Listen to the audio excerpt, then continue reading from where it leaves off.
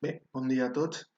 Anem a començar l'explicació d'avui, que va estar referida a l'apartat creació musical del tema de classicisme, que en aquest cas està dedicat als intervals i a les escales. Aleshores, per favor, obriu el llibre per la pàgina 94. Sí. Bé, anem allà. Diu, ja has pogut comprovar que qualsevol melodia està formada per diversos sons de diferents altures entre els quals hi ha distintes distàncies. Doncs bé, aquesta distància d'altura que existeix entre dos sons que es produeixen de forma successiva és el que es denomina interval melòdic. És a dir, quan jo tinc dues notes, la distància que anem a trobar entre aquestes dues notes és el que s'anomena interval. En el cas de que les notes estiguen separades en el temps, com passa així, és a dir, que sona primer una i després l'altra, parlarem d'interval melòdic.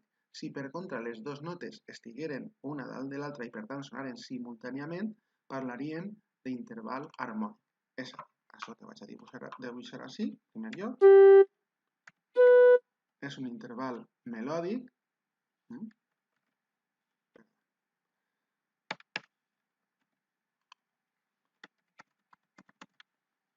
I el que tenim així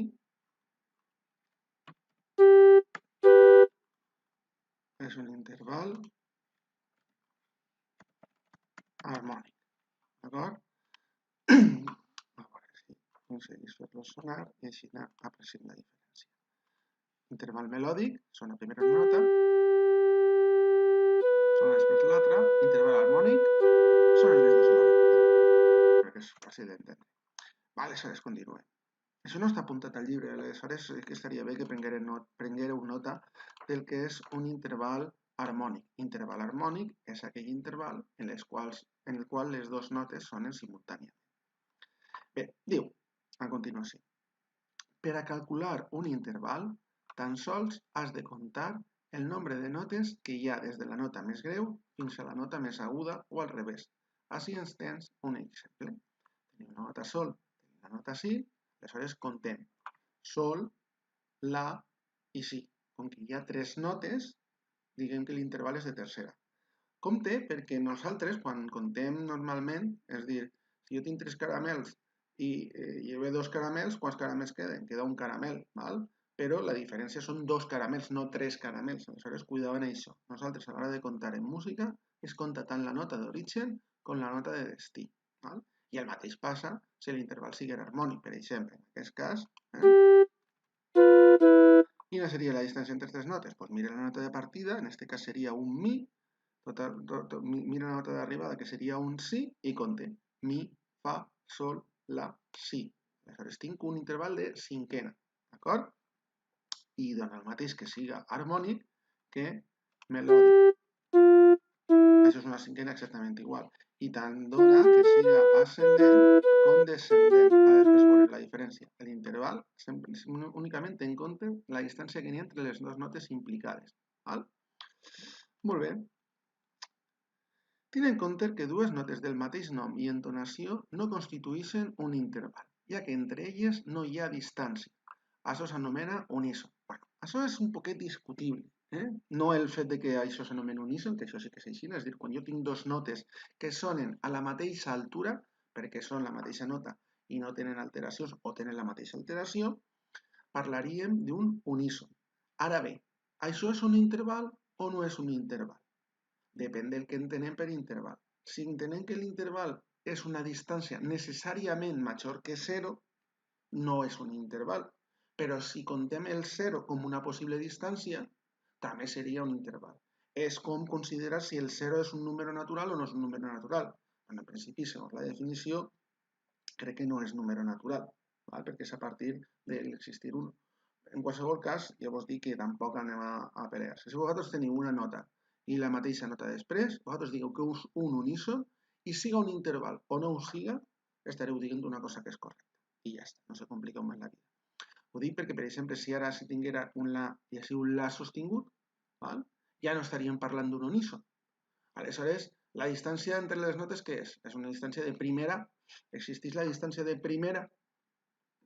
No se complica en la vida. Per a nosaltres és un uníson i jo tampoc vaig a complicar-vos-la quan fem la prova. No vos vaig a preguntar perquè me digueu si és o no és. Val? Bueno, lo interessant, lo que ve a continuació. En funció de com és la segona nota que forma l'interval melòdic, podem classificar els intervals melòdics d'aquesta manera. Val? Evidentment, és la segona nota respecte de la primera. Direm que l'interval és ascendent quan la segona nota que forma l'interval és més aguda que la primera. És a dir, si la meva primera nota és esta, qualsevol interval en el qual, això seria l'uníson, en qual esta nota estiga per dalt, serà un interval ascendent. Si per contra jo el que tinc és que l'interval, la primera nota, és més aguda que la segona, aquest interval ja no és ascendent i per tant és descendent. Anem a llegir-lo. Descendent quan la segona nota que forma l'interval és més greu que la primera. Estàvem comentant. Val. I la pregunta que algú em farà és, i en l'interval harmònic què? Ascendent o descendent? Bueno, doncs en el cas d'un interval harmònic, com no n'hi ha ni nota primera ni nota segona, no es considera lo d'ascendent o descendent. És l'única classificació que no es pot aplicar quan l'interval és harmònic. Quan l'interval és melòdic sí que podem parlar d'ascendent o descendent. Bé, doncs continuem. Interval conjunt. Quan les dues notes que formen l'interval van correlatives, seguides. És a dir, que si jo tinc una nota, per exemple, el si, val? Per a que l'interval siga conjunt, només pot ser o la immediatament superior, que seria un do, o la immediatament inferior. És a dir, este seria un interval conjunt descendent i este seria un interval conjunt ascendent.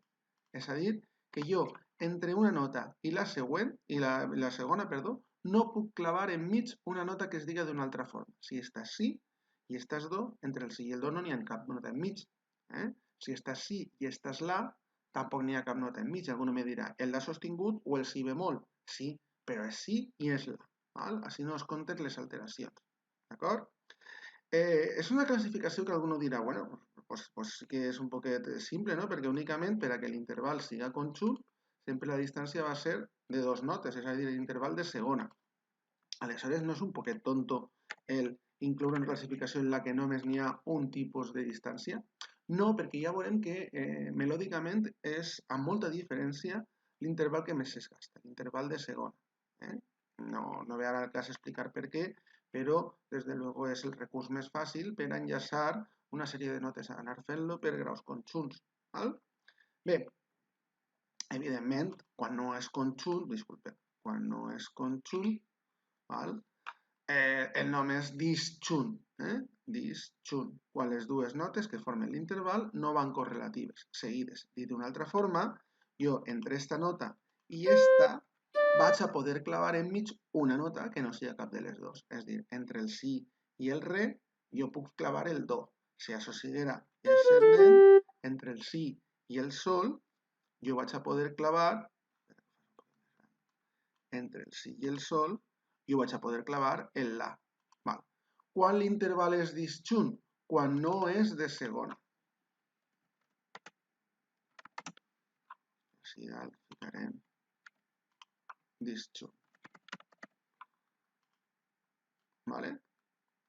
És dir, a partir de la tercera, qualsevol altra. En aquest cas, consideren que l'interval de primera o l'uníson no es considera interval i ja està. Val? Bé, no té més història la cosa.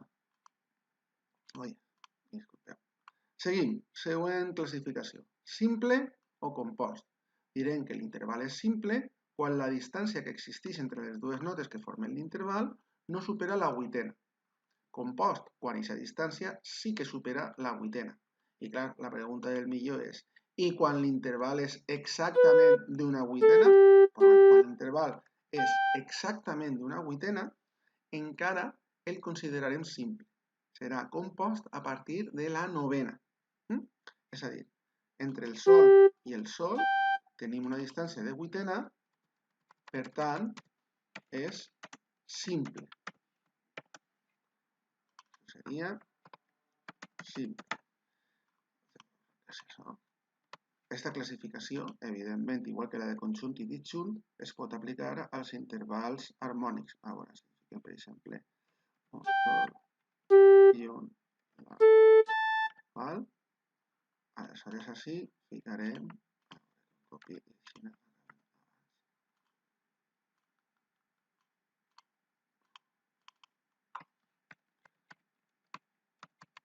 a partir de la vuitena.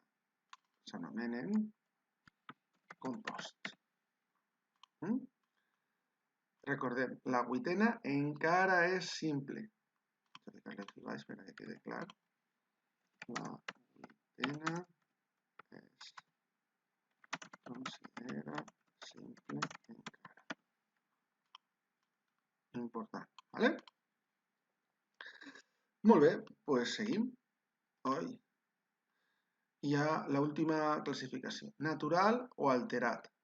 Quan les dues notes que formen l'interval no estan alterades, es dirà natural. En el moment en què una o les dues notes que formen aquest interval estiguin alterades, bé sigui un sostingut o bé un bemoll, seran intervals alterats. Cuidao, que el becaire, per definició, no fa cap moviment o no modifica l'altura d'una nota que no està alterada. És a dir, per definició, el becaire el que fa és natural una nota. Aleshores, sempre que veig un becaire, i cuidado que això és una trampa que jo puc gastar, val?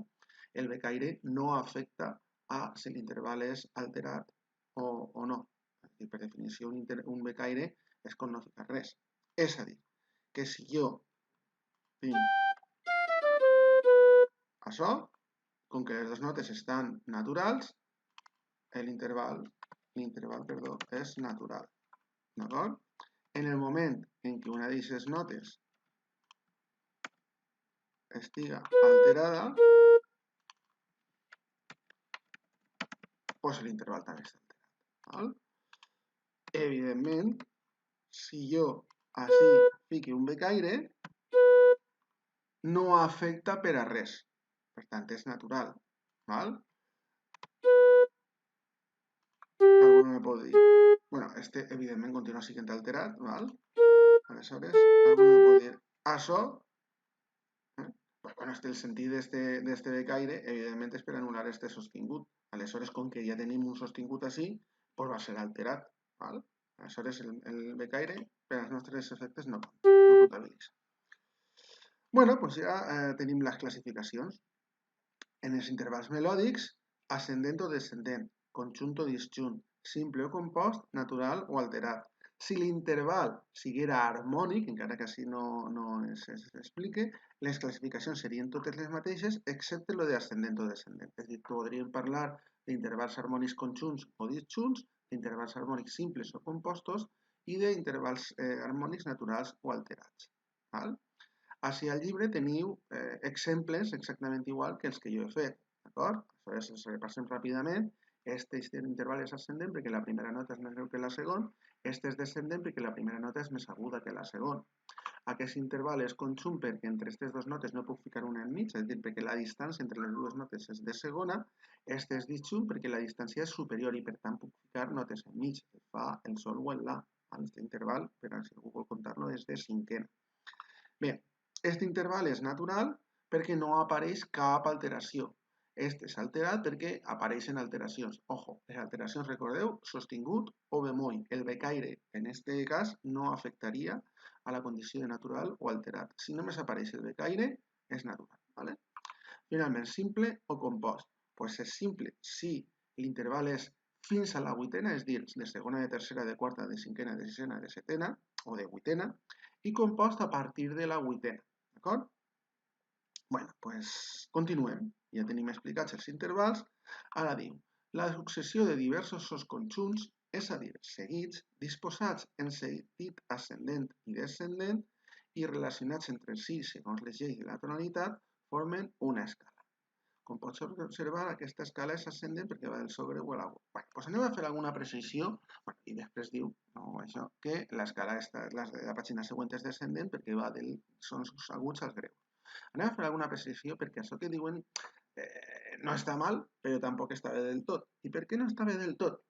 Perquè el que estan dient així, una successió de diversos sosconjunts, en realment d'una amplitud d'una vuitena, ordenats ascendent o descendentment. Això és una escala, però és una escala diatònica. Perquè recordem, quina és la definició d'escala? Una escala és un conjunt de notes ordenades ascendent o descendentment. Però en aquesta definició res es diu de que els sons tinguin que ser conjunts. És a dir, una disposició d'aquestes tres notes, sol, si i re, es deu de considerar una escala. D'acord? Encara que no sigui la definició que estem donant així. Perquè jo a partir de sol, si i re, puc fer una melodia. Sol, si, re, si, re, sol. Això seria una melodia. Aleshores, com que jo l'escala la gaste per a fer melodies, evidentment seria una escala molt simple perquè no donaria molt de joc, però és una escala. De la mateixa manera que l'escala de 5 sons, do, re, mi, sol, la, do, seria un repassar el do. Això és una escala que a més es gasta moltíssim, l'anomenada escala pentatònica, que és la base de les melodies que es gasten en països tan importants com la Xina, el Japó, inclús de vegades els països sud-americans, la música andina també està basada moltes vegades en aquesta música pentatònica. Per tant, cuidao que la precisió, la successió de diversos sons conjunts ordenats en sentit ascendent o descendent, pot ser I o pot ser O, val? I relacionats segons les lleis de la tonalitat formen una escala, així per favor afegiu, diatònica. A veure si se pot ficar.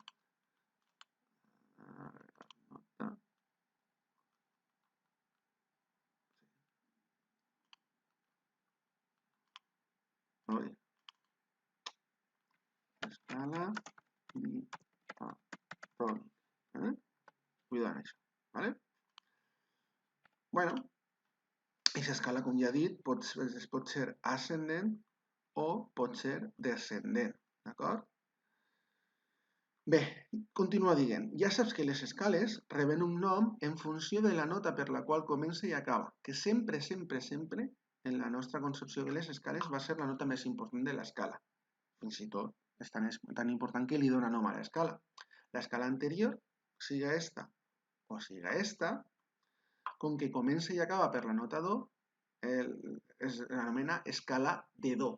Val? Comença per do, acaba per do, escala de do. I així exactament el mateix. Val. Bé, però lo d'escala de do és simplement un nom. Falta donar-li, podríem dir, el cognom. Aleshores, en funció de quina siga la relació de tons i semitons que tindrem en l'escala, parlarem de diversos tipus d'escala. Evidentment, les més conegudes són la de do major i la de do menor. Així el que ens expliquen és com funciona l'escala de do major. Doncs anem a llegir. Quan ens referíem als intervals melòdics, deien que qualsevol melodia està formada per diversos sons de diferents altures entre les que hi ha distintes distàncies. Doncs bé, la distància més gran que existeix entre dues notes consecutives s'anomena to. És una unitat de mesura. La distància més xicoteta que existeix entre dues notes consecutives s'anomena semitó o mig to. Evidentment, com podeu suposar, si és mig to o semitó, és perquè la suma de dos semitons haurà de donar com a resultat un to. Bé, així fins la teoria molt clara. Però ara anem a veure què és el que passa aplicant-lo a aquesta escala. Per què? Perquè encara que entre esta nota i esta n'hi ha una nota de distància, igual que entre esta i esta, i igual que entre esta i esta, quan un analitza acústicament, se n'adona que la distància entre si i si és més gran que la que n'hi ha entre si i si. És que és com si nosaltres dibuixaren una escala, per això el nom d'escala, i els esglaons de l'escala tingueren diferent altura. N'hi ha escalons més grans, com per exemple este, que tenen una altura més gran, i després n'hi ha esglaons més xicotets, en els quals l'altura és la meitat. Podríem parlar com els dels esglaons del rellano, que són més amples, doncs alguna cosa així, d'acord? Aleshores, en l'escala natural, en l'escala en la que no n'hi ha alteracions, sempre la distància és de to, exceptuant dues parells de notes, entre el mi i el fa i entre el si i el do. entre les quals, entre aquests dos parells de notes, mi, fa i si, do, la distància és més xicoteta, és de semitó. Val? Aleshores, això és el que ens estan dient així. Fixa que els semitons en l'escala de do, i dic més, en qualsevol escala natural, en la que no n'hi ha alteracions, se situen entre el mi i el fa i entre el si i el do. Precisament les alteracions serveixen normalment per augmentar o reduir les distàncies per adaptar-les als tons o als semitons de tal forma que les escales que es produïsquen siguin igual que les escales majors o menors. Val? I has comprovat que el to es divideix en dos semitons. No obstant això, tots els semitons no són iguals. Per això podem establir la classificació següent. Bueno, no són iguals. Realment, el temperament igual que és el que gastem nosaltres a l'hora d'afinar, sí que són iguals. És veritat que aquesta forma d'afinar no ha sigut sempre la mateixa i, per tant, hi ha sistemes d'afinació en els quals el semitó diatònic no és igual al semitó cromàtic. Però, bueno, simplement el justificaré per què estan dient això. Val? La distància més xicoteta que existeix entre dues notes consecutives s'anomena semitó diatònic. Evidentment estem parlant de dues notes consecutives amb diferent nom. Val? I així tens diversos exemples de semitó diatònic. Val? El primer que vos fique és entre mi i el fa. Això és un semitó diatònic perquè les dues notes es diuen diferents. Què passa quan la distància entre dues notes és d'un to i jo vull fer un semitó? Doncs puc fer dues coses. O bé puc pujar la nota inferior o bé puc baixar la nota superior. Aleshores, si jo el que faig és pujar la nota inferior, he de ficar un sostingut a la nota inferior. Si el que vull que és baixar la nota superior, el que he de fer és baixar mitjançant un bemoll. Cuidado que si el bemoll el fiques així, estàs en vegada fent un semitó agrandant la distància a to i mig. D'acord? Bueno, en qualsevol cas, fixeu-vos que en els tres casos, en el cas de les notes naturals o en el cas dels intervals alterats que ens han dit, sempre són dos notes amb diferent nom. Per això es diuen diatònics. Què passa si jo faig que les dues notes s'anomenen igual? Una alteració i l'altra sense alteració. Doncs del que estic parlant aleshores és d'un semitó cromàtic. Diu així. La distància més xicoteta que existeix entre dues notes del mateix nom, una de les quals està alterada, s'anomena semitó cromàtic.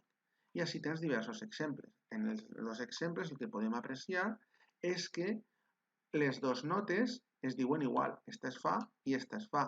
No es diuen exactament igual perquè, com que esta té davant el sostingut, se li anomena fa sostingut.